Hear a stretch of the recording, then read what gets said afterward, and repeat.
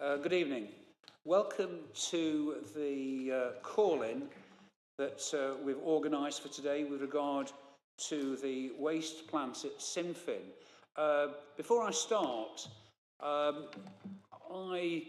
feel bound to ask, because members have asked me to ask, that as much of this meeting as possible is held in the public domain in the interest of openness and transparency. And I wondered if there was no mention of financials or legal aspects that can't be shared, whether that is possible. I don't know who's best to ask for that, Alex. Thank you, Chair.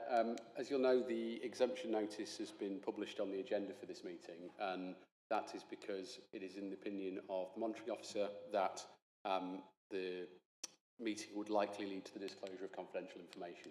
As this committee are aware, the discussion of the original report at executive scrutiny and the discussion of the report at Cabinet were both in private session, and there is nothing about this meeting that is any different, and it is improbable that the calling could be heard properly without discussing the content of those reports and the details within them, which, as I say, have been identified as commercially sensitive.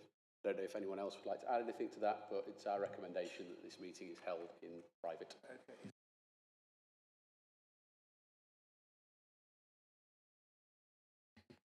Thank you, Chair. I think given the fact that a lot has been spoken about publicly since both the first call-in, the first scrutiny meeting and the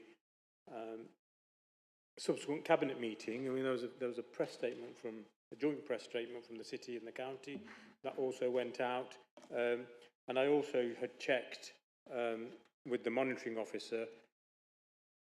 Sorry, I'd also checked with the monitoring officer, Chair, if the details, all the details, i.e. the whole call-in document, was okay to be shared publicly, because I don't believe there's any commercial sensitivities around the procurement exercise in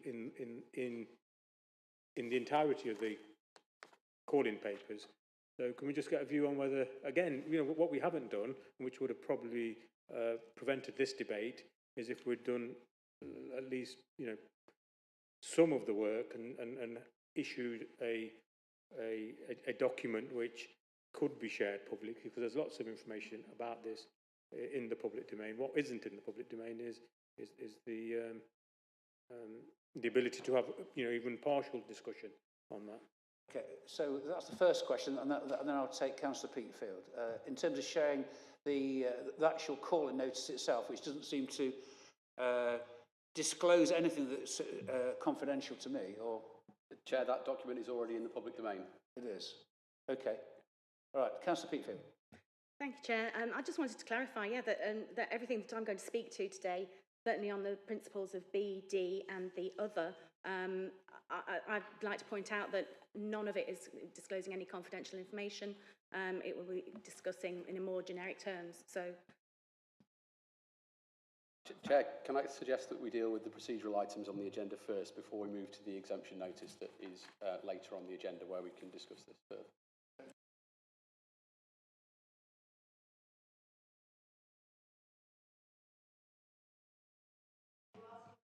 Okay, go on. And I'm not going to judge whether or not what people want to raise is going to be within that or not. But what I ask is that there can be some minutes of the meeting, both minutes that can be shared publicly, and also, if it can't all be shared publicly, that there are confidential minutes that come back to this committee. Yep. Is that okay, Alex? Chair, it's our custom and practice whenever a meeting enters private session to produce a public minute and a confidential minute. They'll both be produced. Thank you. That comes back to this committee. It's not our custom and practice to bring confidential minutes back to the committee for approval. The committee will approve the public minute, and the confidential minutes will be held on file and used when necessary, and councillors can access them on request. Councillor Ralston. thank you, Chair. I just think in terms of confidentiality, it may be that the questions or the call-in people do not feel that there's anything confidential, but the responses may well contain information that is confidential, which is why I think this should continue to be in a confidential meeting, because otherwise you're not going to get a full and honest response in that manner, because we can't discuss certain things publicly. So then there's going to be a challenge to them to say, why can't you explain it, when the information that's going to be needed to explain the decision making will be confidential. And ultimately, I just think it's a bit backwards and forwards. So I think it should continue to be a confidential meeting. Right, thank you very much. Item 1 on the agenda, apologies. Any apologies, please? Thank you. Councillor Jennings. Okay, thank you. Any more apologies? Late items, I have no late items. Declarations of interest? Okay. Now we have the exclusion of the press and public. Alex, would you like to read through the Local Government Act 1972, please? I think we know it off by heart. Thank you, Chair.